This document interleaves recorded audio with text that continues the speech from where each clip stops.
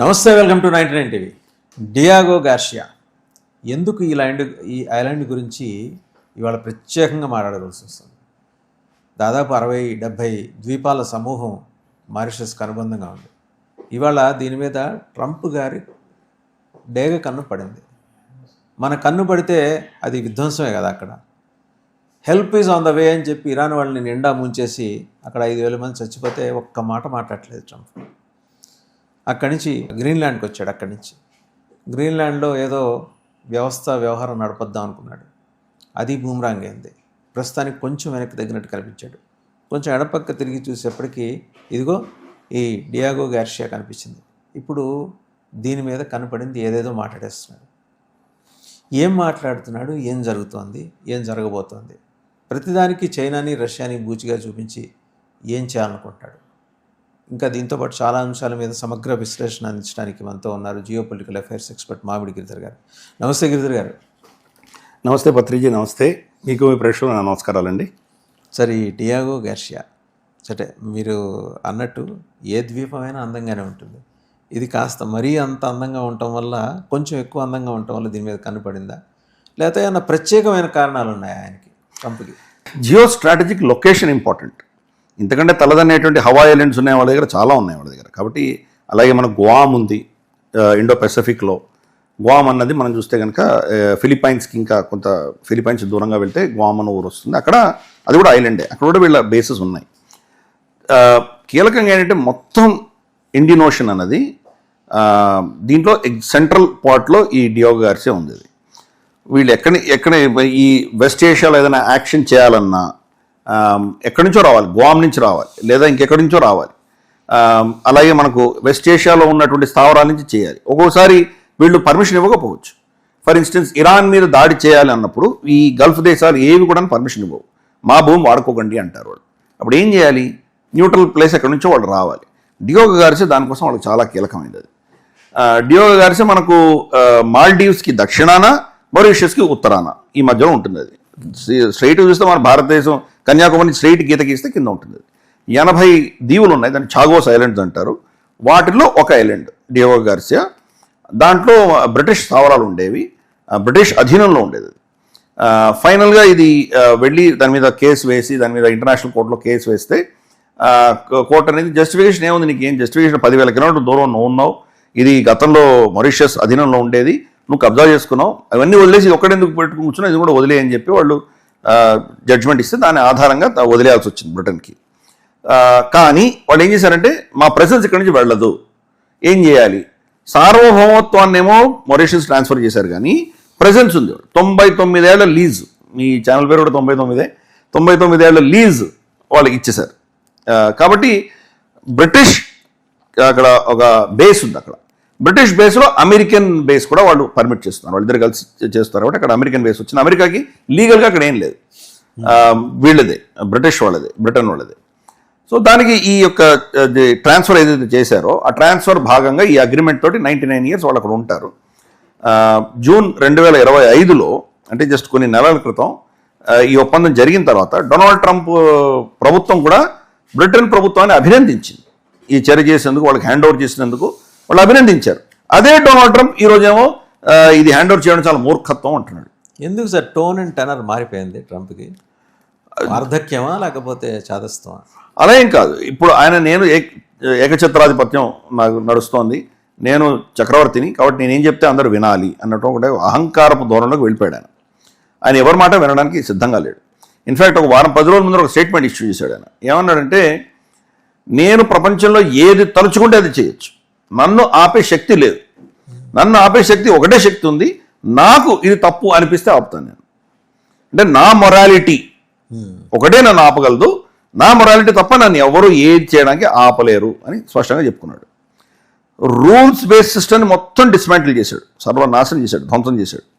Next తను వచ్చిన తర్వాత తను ఒప్పందాలు ఏమేమి చేశాడో దాన్ని కూడా ఉల్లంఘిస్తున్నాడు. ఇప్పుడు మనం చూస్తే కనుక యూరోప్ తోటి ఆల్రెడీ ఒప్పందం అయిపోయింది, ఫ్రీ ట్రేడ్ అగ్రిమెంట్ అయిపోయింది, డీల్ అంటున్నాడు కదా, అయిపోయింది. 15% అన్నాడు, వాళ్ళేదో ఇన్వెస్ట్ చేయాలన్నాడు, ఎంత అయిపోయింది. ఇప్పుడు గ్రీన్లాండ్కి వచ్చేసరికి ఈ 8 దేశాల మీద 10% వేస్తానంటున్నాడు, జూన్ నుంచి 25% చేస్తానంటున్నాడు. ఇమ్మాన్యుయల్ మ్యాక్రాన్ మీద, వైన్ మీద 200% వేస్తానంటున్నాడు. మరి ఒప్పందం అయిపోయింది కదా, 4 నెలలు 5 నెలలు అయింది ఒప్పందం అయ్యి, దాన్ని కూడా బ్రేక్ చేస్తాను అంటున్నాడు. అంటే డొనాల్డ్ ట్రంప్తో డీల్ అన్నది కుదరదు, ఈ విషయం అర్థం చేసుకోవాలి. అది ట్రస్ట్ పోయింది, నమ్మకం అనేది పోయింది, ప్రపంచం అంతా కూడా పోయింది. డీల్ చేసి సంతకం పెట్టి అన్ని చూపించి కెమెరాలు చూపించి అన్ని అయినా కానీ కూడా రేపు పొద్దున్న లేచి నీ మీద 200% టారిఫ్ వేస్తానంటే ఎవడు ఏమి చేయలేడు. ఆ అహంకారపు ధోరణితో ఉన్నాడు డొనాల్డ్ ట్రంప్. గ్రీన్లాండ్ అన్నది వీళ్ళు టేక్ ఓవర్ చేయాలని చాలా కాలంగా చెప్తున్నారు. అంటే వాళ్ళ ఇప్పుడు 1960s నుంచి కూడా వాళ్ళ సిస్టంలో ఉంది అది. దానికి ఏం చేశారంటే దానికి వేరే మెథడ్స్ ఉంటాయి. దానికి వెళ్ళి వీళ్ళ డీల్స్ తీసుకోవచ్చు, వీళ్ళ బేసులు వాళ్ళే వద్దని లేదే, అమెరికన్ బేసెస్ ఉన్నాయి గ్రీన్లాండ్లో. కాబట్టి ఎవరికి కష్టం లేదు, ఎవరికి నష్టం లేదు, కంటిన్యూ చేయొచ్చు కదా.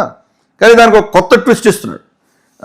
లీగల్గా మాది కాదు కాబట్టి లీగల్గా మా అధీనంలో ఉంటేనే మాకు సెక్యూరిటీ ఉంటుంది, అది పెట్టాడు. లీగల్గా ఉండాల్సిన అవసరం ఉంది. అది ఇప్పుడు మనకు సౌదీ అరేబియా కావచ్చు, కువైత్ కావచ్చు, మనకు యుఏఈ కావచ్చు, ఖతారు, తర్వాత మనకు ఇరాక్, లిబియా, జార్డన్, ఇక్కడ అన్ని వీళ్ళ స్థావరాలు ఉన్నాయి కదా, అవి లీగల్గా వాళ్ళు కావు కదా. ఖతార్లో ఉన్న స్థావరం మీద మన ఇజ్రాయెల్ దాడి చేసింది, కరెక్ట్. సో వాళ్ళకి అక్కడ 15-20 స్థావరాలు ఉన్నాయి వాళ్ళకి ఆ ప్రాంతంలో. అంటే అదన్నీ అమెరికన్ సార్వభౌమత్వం లేదు కదా దాని మీద. ప్రపంచవ్యాప్తంగా 800 స్థావరాలు ఉన్నాయి వాళ్ళకి. దాంట్లో ఎన్ని అమెరికా లీగల్ టెరిటరీలో ఉన్నాయి. సో అందుకని మరి అక్కడ లేని ఇక్కడ ఎందుకు వచ్చింది? అది లీగల్ టెరిటరీ దాదాపు 99% ఉండవు సార్. అమెరికాలో ఉన్న బేసులు తప్ప మిగిలినవన్నీ ఒక హైటీ ఎందుకంటే దీంట్లో యుఎస్ పార్లమెంట్ కూడా దానికి ఏదో ఒక సీట్ ఉంది దానికి. ఒక హైటీ తీసేస్తే మిగతా ఏవి కూడాను వాళ్ళ స్థావరాలు 800 స్థావరాలు ఎక్కడ ఉన్నాయో అవన్నీ కూడాను వాళ్ళ లీగల్ టెరిటరీ కాదు. అయినా కానీ కూడా గ్రీన్లాండ్ మాత్రం ఎక్సెప్షన్ ఎందుకు చెప్తున్నాడో అర్థం కాదు. అలాగే ఇప్పుడు డియోగో గార్సియా అసలు అమెరికాకి సంబంధమే లేదు. లీగల్ గా ఈ అగ్రిమెంట్ అన్నది బ్రిటన్ కిను మారిషస్ కి మధ్య ఉంది. వీళ్ళు కబ్జా చేసుకున్నారు కొలోనియల్ కాలంలో. మిగతా మారిషస్ కి స్వతంత్రం ఇచ్చారు, ఈ ఒక్క ఐలాండ్ మాత్రం ఉంచుకున్నారు వాళ్ళ దగ్గర. ఈ చాగోస్ ఐలాండ్స్ వాళ్ళ దగ్గర ఉంచుకున్నారు. వాటిలో కూడా రమారమి అన్ని కూడాను మారిషస్ వెళ్ళిపోయినాయి. లాస్ట్ ఈ అగ్రిమెంట్ ఏదైతే డియోగో గార్సియాకి సంబంధించి ట్రాన్స్ఫర్ చేసిన తర్వాత, ఒక 6 నెలల క్రితం ట్రాన్స్ఫర్ చేసిన తర్వాత వాళ్ళ మిలిటరీ ఆపరేషన్స్కి మారిషస్ అభ్యంతరం చెప్పట్లేదు కదా. ఇన్ఫాక్ట్ ఆ డియోగో గార్సియాలో ఉన్నటువంటి లోకల్ పాపులేషన్ దీన్ని అబ్జెక్ట్ చేస్తున్నారు. ఎవాక్యుయేట్ చేయించారు కదా సార్ అండి, కొంతమంది ఉన్నారు అక్కడ, వాళ్ళు అబ్జెక్ట్ చేస్తున్నారు. ఇంకా ఎందుకు దీన్ని ఇక్కడ స్థావరాలు పెట్టారు, మా భూముల్లో వాళ్ళు కబ్జా చేసి కూర్చున్నారని వాళ్ళు గొడవ పెడుతున్నారు. కానీ ఇప్పుడైతే వాళ్ళు మారిషస్ సిటిజన్స్ అయిపోయారు, అది మాత్రం గ్యారంటీ. కానీ అది బ్రిటన్ వచ్చి హ్యాండ్ ఓవర్ చేయాల్సి వచ్చింది. సడన్గా దాని గురించి లేవనెత్తున్నాడు. అది నీ టెరిటరీ కాదు, నీకు సంబంధం లేదు. సరే గ్రీన్లాండ్ కూడా ఆయన టెరిటరీ కాదు. బ్రిటన్కి వాళ్ళకి మధ్యలో ఉన్నదంటే ఈయన తలదూరుస్తున్నాడు. సో ఎక్కడికి ఆగుతుంది ఇది పెద్ద ప్రశ్న. ఈరోజు గ్రీన్లాండ్ అంటున్నాడు, రేపటి రోజు నువ్వు నాకు నోబెల్ ప్రైజ్ ఇవ్వలేదు కాబట్టి నార్వే నేను కబ్జా చేసుకుంటానంటే ఎవడవుతాడు? యూకే, యూరోప్ అంతా నేను శాసించడానికి యూకే నా 52nd స్టేట్గా చేరు అంటాడు. కెనడాని ఆల్రెడీ అడిగాడు, 51st స్టేట్ అన్నాడు.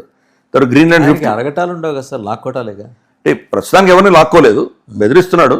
వెనెజువేలా ప్రెసిడెంట్ని ఎత్తుకుపోయాడు కానీ వెనెజువేలా కూడా ఏం చేయలేకపోయాడు కదా. వెనెజువేలా అదే ప్రభుత్వం నడుస్తుంది, ఆయన వైస్ ప్రెసిడెంట్ ఇప్పుడు నడిపిస్తోంది. సో అందుకని ఇంతవరకు ఆయన థ్రెట్స్ అన్నీ కూడాను అది ఆయన అనుకున్న దిశగా వెళ్ళలేదు. ఇంకా ఆయన అనుకున్నవన్నీ కూడా సాధించలేకపోయాడు. కానీ మనం ఫ్యూచర్లో చెప్పలేం ఏం చేస్తాడు. ఈ దౌర్జన్యం ఎక్కడికి వెళ్తుంది, ఎంత దాకా వెళ్తుంది అనేది పెద్ద ప్రశ్న. సరే నేను మహాశక్తిని కాబట్టి నేనేం చేసినా నేను చెప్పిందే చట్టం. అమితాబ్ బచ్చన్ సినిమా డైలాగ్ ఉంది కదా, జా మే ఖడా హూ లైన్ వహాసే స్టార్ట్ అవుతాయి అన్నట్టు కదా. ఆ టైప్లో మరి నేనే చెప్తే ఏదో రూల్, ఈరోజు పొద్దున నేనే చెప్పాను అదే రూల్, రేపటి వర్తించదు, రేపు ఇంకో కొత్త రూల్ చెప్తాను. ఇలా ఆయన ప్రవర్తించినప్పుడు ఒకటే కనిపిస్తుంది సార్, డియాగో గార్సియా స్ట్రాటజిక్గా ఆయన బాగా ఇంపార్టెంట్ అనుకుంటున్న దానికి కారణం ఇటు వెస్ట్ ఏషియాకి, ఇటు మిడిల్ ఈస్ట్కి అండ్ సౌత్ ఏషియాకి, ఐ థింక్ వీటికి మధ్యప్రాచ్యానికి ఏదో ఒక కనెక్టివిటీ ఉండబట్టి అక్కడి నుంచి ఆయా దేశాల మీద, వెస్ట్ ఏషియా మీద దాడులు చేయాలనుకున్నాడు, దాన్ని ఎంచుకున్నాడేమో. దానికోసం అదే ఆ దీవిని మొత్తాన్ని పెద్ద స్థావరంగా మార్చేసి, చిన్న స్థావరం కాదు పెద్ద స్థావరంగా ఏమైనా న్యూక్లియర్ బేస్ కూడా ఏమైనా సెటప్ చేసుకుందా అని ఒక దురాలోచన ఏమైనా ఉందా? అంటే ఐలాండ్ చాలా చిన్నది. ఐలాండ్లో మీరు ఎంత పెట్టగలరు? రన్వే ఉంది ఆల్రెడీ, ఎందుకంటే B-2 బాంబర్స్ టేక్ ఆఫ్ అవ్వాలంటే వాళ్ళకి కావాల్సిన రన్వే ఉంది. అంతకంటే మించి పెంచలేరు దాన్ని. మిగిలిపోయిన ప్లేస్ అంతా వీళ్ళ స్థావరాలు పెట్టుకున్నారు. ఏదో ఒక చిన్న మూలలో ఆ లోకల్స్ కూడా ఉంటున్నారు. వాళ్ళని తీసేసినా కానీ పెద్ద మేమే దాన్ని ఇంక్రీజ్ చేసేటువంటి పరిస్థితి లేదు. కాబట్టి అక్కడ ఇప్పుడున్న స్థావరానికి పెంచలేరు, తగ్గించను కూడా తగ్గించరు. కాబట్టి దానివల్ల ఇంక్రిమెంటల్గా పెద్దగా జరిగేదేం లేదు. పైపెచ్చి వాళ్ళే ఉన్నారు, 100 సంవత్సరాలు అక్కడే ఉండబోతున్నారు వాళ్ళు.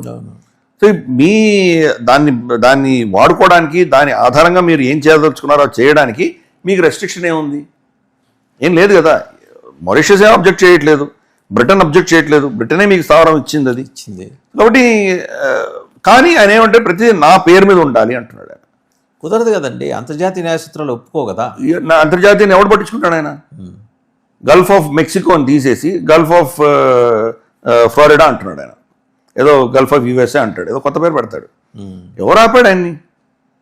నా ఇష్టం, నేను ఏది చేస్తే అదే నేను ఏం తలుచుకుంటే అది చేస్తాను అంటున్నాడు ఆయన.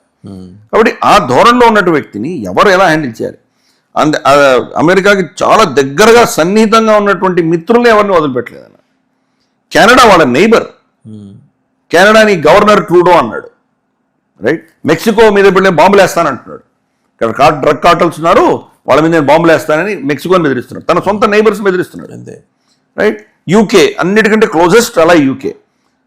అమెరికాను భుజాన మోసింది అప్పుడు టోనీ బ్లేరు, వీళ్ళందరూ మోసారు గల్ఫ్ వారు అప్పుడంతా కూడాను. వెపన్స్ ఆఫ్ మాస్ డిస్ట్రక్షన్ మనకు బుష్, తర్వాత అమెరికన్ ఎస్టాబ్లిష్మెంట్ ఎక్కువ వీళ్ళు మోసారు. ఏమైంది ఈరోజు? వాళ్ళ మీదే ఇంకా అడిషనల్ 10% టారిఫ్ వేస్తానంటున్నాడు. కేఆర్ స్టార్మర్ని బండబులు తిడుతున్నాడు, యువర్ ఫూరిష్ అంటున్నాడు. సో అందుకని ఆయన దీనికి మిత్రుడు లేదు, శత్రువుడు లేదు. ఆయన ఏదనుకుంటే అది చేస్తాడు. ఈరోజు వాళ్ళ దేశంలో వాళ్ళ ప్రజల్ని ఏమీ వదిలిపెట్టట్లేదు. ఎన్ని లెక్చర్స్ ఇస్తున్నాడు ప్రపంచానికి అంతా. నువ్వు తెల్లజాతి వాళ్ళని హింసిస్తున్నావు కాబట్టి నేను బహిష్కరిస్తాను, నువ్వు ఇంత టారిఫ్ వేస్తానని సౌత్ ఆఫ్రికాని తిడతాడు. క్రిస్టియన్స్ని చంపుతున్నారు వాళ్ళు, నువ్వేం చేయట్లేదు అని చెప్పి నైజీరియా మీద బాంబులు వేస్తాడు, రైట్? నువ్వేం చేస్తున్నావు? నీ సొంత సిటిజన్స్ చంపుకుంటున్నావు.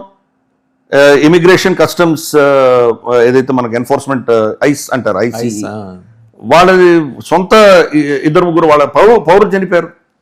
ఒక ఆవిడ గుడ్ అని చెప్పేసి ఒక ఆవిడ ఉంది, ఆవిడ కార్లో వెళ్తుంటే చూసాం, ఆ వీడియో క్లిప్పింగ్ చూసాం. ఆవిడ వీళ్ళతో ఏదో ఆర్గ్యుమెంట్ పెట్టి వెళ్తోంది, షూట్ చేసి చంపేశాడు ఐస్ అన్న ఏజెంట్. డొనాల్డ్ ట్రంప్ అతని మీద కేసుకు వస్తున్నాడు, షీ బిహేవ్డ్ వెరీ బ్యాడ్లీ అంటున్నాడు. అంటే ఎవడు బ్యాడ్గా బిహేవ్ చేస్తే నీకు వ్యతిరేకంగా చంపేస్తారా? సో అందుకని ఇది పరిస్థితి. వాళ్ళ దేశంలోనే చట్టానికి ఏం విలువ లేదు.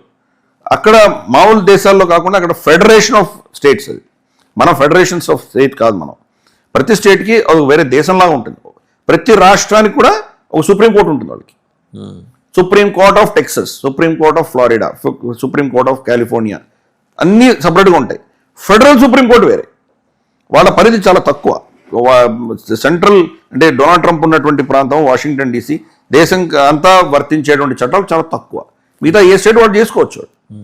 మరి అటువంటి వాళ్ళ హక్కులని, వాళ్ళ అధికారాలను కూడా కాలరాసి ఫెడరల్ ఏజెన్సీనే వెళ్ళి ఇక్కడంతా ఐస్ ఏజెంట్స్ పోయి అక్కడంతా వాళ్ళని విధ్వంసం సృష్టించి కారుల్లోంచి మనుషులు లాగేసి వాళ్ళని డిపోర్ట్ చేయడము, చర్చిల్లోకి వెళ్ళి పట్టుకొని వాళ్ళని డిపోర్ట్ చేయడము, ఏదో పబ్బుల్లోనో బార్లోనో ఉంటే అక్కడి నుంచి కిడ్నాప్ చేయడం, ఇళ్లలోకి వెళ్ళి జబర్దస్తి తీసుకెళ్ళడం. అంటే ఒక్క విషయంలో ఆయనకి తన పర అనే భేదం లేదు, ఎవరైనా అందరినీ సమభావంతో చూస్తాడు. కరెక్ట్. సో ఇప్పుడు షీ జిన్పింగ్నో, వ్లాడిమిర్ పుటిన్నో, లేదా సద్దాం హుసేన్నో వాళ్ళని తిట్టేం లాభం?